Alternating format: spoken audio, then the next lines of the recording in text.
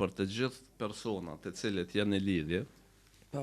dhe nuk e dinë se si duket, apo çfarë shprehjesh, çfarë gjeste bën një narcizoid, atëherë ne sot mund të zbërthejmë disa prej tyre. Një narcizoid pra në një lidhje, i cili më vonë bëhet edhe lidhje toksike, së pari nuk ka fare respekt për partnerin e vet. Se ne keq kuptojmë edhe termin e dashnisë. Dashni nuk është vetëm me dash, me dhënë emocione. Nëse nuk ka mirëbesim edhe respekt, atëherë atu s'ka dashni.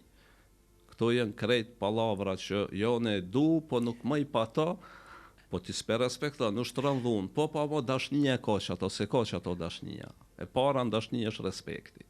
S'ka respekt, tjera të binë. Edhe personat e tillë, në momentin që janë në një lidhje, nuk e lojnë partnerin të shpreh dëshirat e veta, nuk e lojnë të shkoj përpara, të promovohet në karrierë, xhelozojnë, ka plot persona, unë edhe personalisht që xhelozojnë gruën e vet për shkak se ka arritur të bëjë diçka në karrierën e saj. Tash paramendoni këtë. Se ai nuk është më në qendër vëmendjes.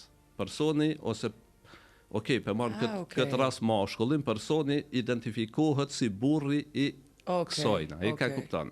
Edhe në këtë moment pra fillojmë të krijojmë problemet e tilla. Për shkak se në aspektin social, të narcistat ka njëherë është krizë e identitetit tyre personal, se nuk e kanë mbështetjen e strukturave tradicionale si familja ose shoqëria. Dhe në këtë mënyrë dëshiron të vetë aktualizohet në mënyrë që të jetë edhe ai në shoqëri. E kjo më vonë fillon të ketë pasojë edhe patologjike për personin në fjalë. Për shkak se e ke pa rrjetet sociale sot kanë kriju shumë narcista.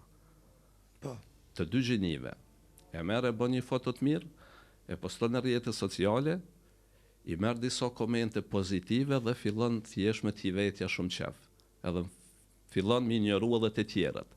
Tash kur një shoqe ose shok i dikujt na bën një gjë të tillë, atëherë ky personi fillon xhelozoj, edhe në këtë mënyrë thotë që unë e kum bë më mirë, nuk je ka den, mos i çeti fotot, je ka prish imazhin tem, po më kopijon, je ka më imiton, do me thonë këto janë gjitha shejat narcismit.